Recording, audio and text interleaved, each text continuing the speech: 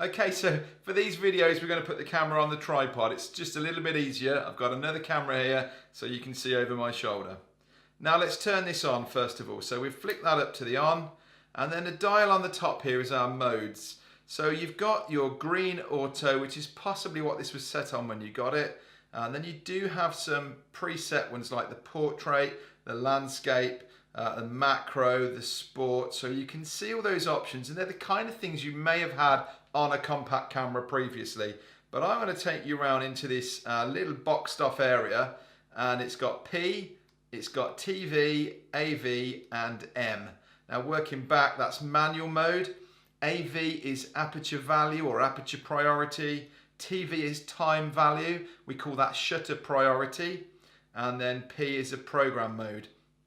Now, my favorite mode on here is an aperture priority. Now let me just explain what's going on here. When you're back in your automatic mode and your background on green, all you're doing is focusing and pressing the shutter. But when we come round to here, what we're doing is we're saying an aperture priority, I'm going to set the aperture and the camera can work out the corresponding shutter speed to make the exposure look good. Or I can go on TV, which is a shutter priority, and there are occasions when maybe I'm shooting sport and things. We'll come onto this in a second, but in a shutter priority, I'm setting the shutter speed and the camera is then working out what aperture it needs to get that. Okay, and then in manual, we're actually doing both.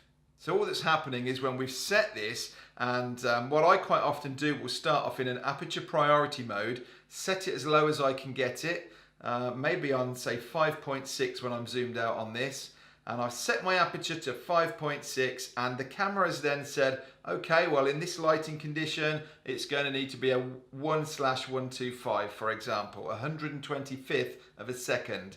Now if I took a photo of that, and assuming that the lighting is not changing, you've either got a beautiful clear day or it's cloudy, and it's not that the sun's coming in and out of clouds, it's consistent and it's staying put, then you can then take those same readings that it's just given you, flick it round to manual and dial those in, and then you don't have to be looking thinking, oh, why is that one on a bit brighter than the other?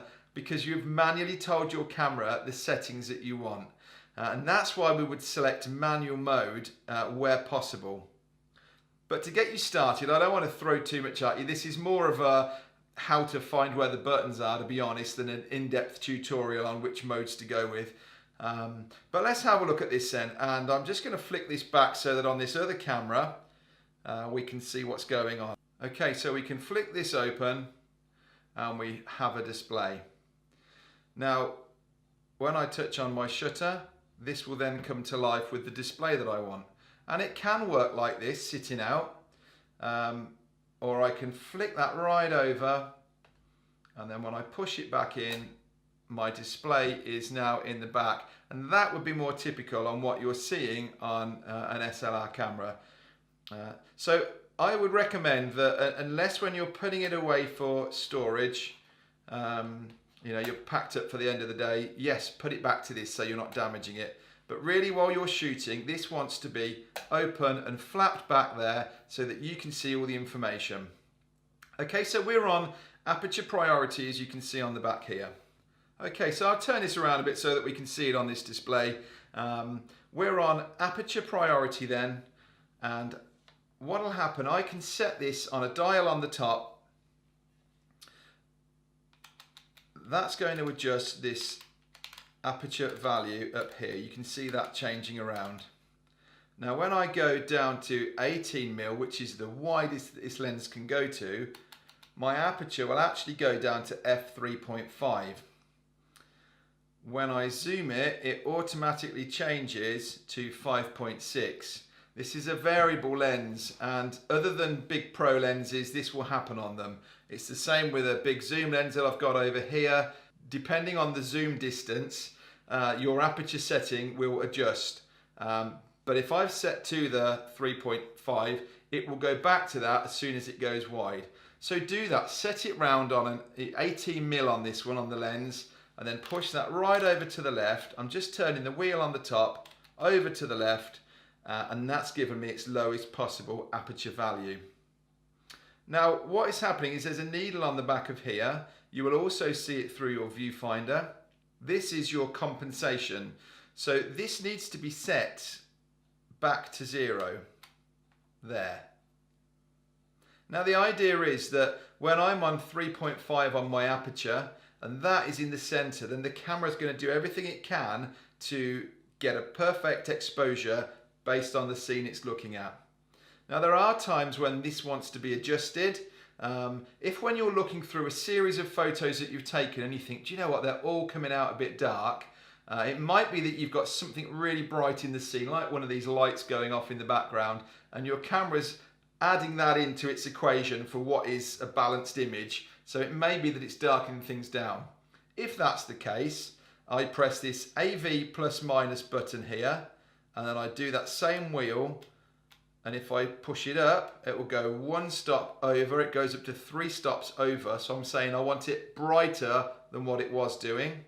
Or if I press it again and roll it the other way, it'll be because I was thinking everything's coming out too bright and I've asked it to go darker. Now you shouldn't really need to touch this. 9 times out of 10, your camera will get it right. So I'm just going to push this back to the center for now. And part of the reason I'm saying this is just if everything's coming out light or dark, it may well be that you've knocked this dial on the back. But it really is key. That's why it gives it such important space on the back here. That's your guide. Sitting there, it's telling you what to do. And as long as you keep that on 0, right in the middle, you should be getting on great. So I've now set this. I'm going to zoom out a bit. We're in a dark space in here, but I've put that out at 5.6, and this shutter speed is changing around as I'm going from my 3.5. It's telling me it will do it at a 30th of a second. As I push it out like that, it's now jumped up to 80th of a second, but the thing that's jumping on here is the ISO. And in another video, I'm going to show you how to change that. For now, simply, I'm going to take that back because it's thrown out what I'm trying to teach you. So I'm recommending to you aperture AV, aperture priority, and first of all set it on its widest zoom at 18, move that all the way over so it's going down to 3.5 on this setup with your kit lens.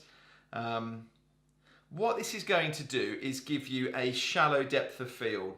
So as you're looking at me now, and even looking at this camera on here, very quickly I can step back and I'm out of focus. So this is what we call a shallow depth of field, and it's the thing that people love. And it will make your photos stand out from a phone's photo where everything really tends to be in focus. So this is the image that I'm assuming you're trying to get, and it is for most people. It's what they look at and go, wow, you can tell that's been done with a proper camera.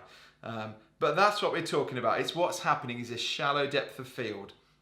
So I've set it up on that, and you can shoot away, and that would be your mode. Now, like I say, there are occasions when you want TV, which is your time value or your shutter priority.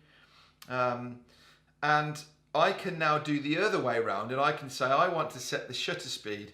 Now, it might be that it's for a sporting event, maybe it's a kid's sports day, maybe it's watching motorsports, and you need to get your shutter speed up, else you're going to get blurred images. Again, this isn't really a tutorial going into all of that. It's already becoming too long. But I can this way set the shutter first. So again, with the same dial on the top now, it's controlling a shutter value.